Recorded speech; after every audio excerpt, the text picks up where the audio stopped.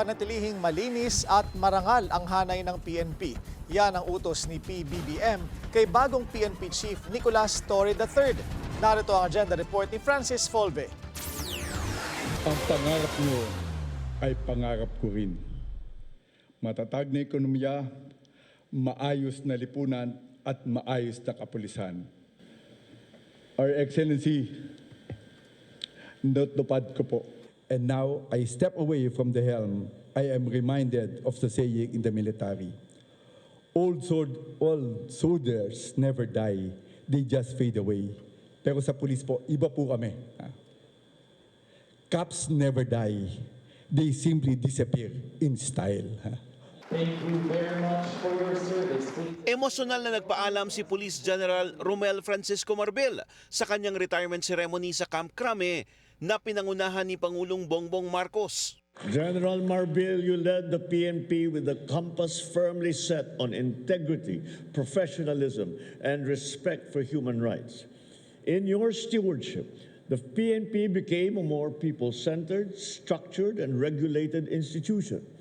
You guided our officers to serve with integrity, and in doing so, you restored the people's confidence in the uniform that the police wears. Si General Nicolas Torre III. May bilin din ng Pangulo sa bagong talagang PNP Chief na si Nicolas Torre III. Saan niya'y mga nagbabagong hamon gaya ng transnational crime, cyber threat, extremist violence at police misconduct. Panatilihing mong malinis at marangal ang hanay ng ating mga kapulisan. Bilisan ang investigasyon sa mga kaso laban sa mga pulis na lumabag sa batas upang maibigay natin ng hustisya sa lalong madaling panahon. Paigtingin din ninyo ang presensya ng kapulisan sa mga lansangan.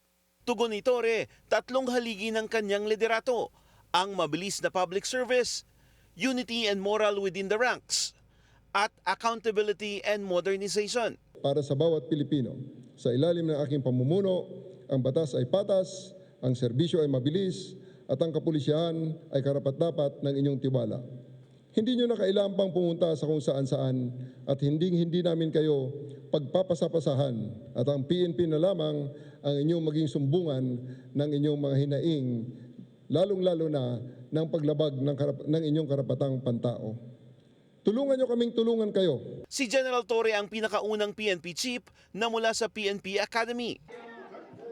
Matapos ang seremonya, agad siyang humarap sa media. Una niyang sinagot ang mga basher, kabilang si incumbent Davao City Mayor Baste Duterte, na sinasabing reward daw kay Torre ang posisyon matapos arestuhin sina FPRRD at KOJC leader Apollo Kibuloy. This is a free country. Kaya nga, yung mga bashers natin, natural yan. They are welcome to voice out their opinions, their criticisms. Walang problema yan. Tanggap natin yan. Tinanong din si Torre sa mga balitang lalabas na rin daw ang ICC arrest warrant laban kay dating PNP Chief at Senador Bato de la Rosa, ang chief implementer ng war on drugs ng Duterte administration. We'll just cross the bridge when we are there. Kay dating Duterte spokesperson Harry Roque naman na mayroon ng arrest warrant kaugnay sa human trafficking. This is a case, a valid case, pending before our courts. Abogado naman si Harry Roque, di harapin niya. Kasi ito yung kaso na hindi mo na pwedeng dalhin sa kalsada o para rally. Sa peace and security, lalo na ang naiulat na krimen sa Makati at BGC, dapat daw ay 3 minuto na lang ang response time ng mga pulis. Magandang challenge yung BGC. First and foremost, it is a private enclave, although may mga public roads din sa loob niya na dumadaan. Pero ang bottom line dyan is we have to hear and listen to the voice of the people. At dahil bakante ngayon ang top CIDG post na dating hinawakan ni Torre, napapabalitang mapupunta ang liderato nito kay PNP spokesperson at Pro-3 Director Brigadier General Jean Fajardo. Wait for the order. Mas maganda yun. Kung nandito na po. Magagalit si Jean, no? Hindi ka siguro pag mag-blush yan, patay na tayo. Kampante daw sina PBBM at retired General Marbel sa kakayanan ng bagong hepe ng PNP na si General Torre para pamunuan ang 228,000 strong police force. Simula na rin daw ang trabaho para tiyaking mas ligtas ang bansa.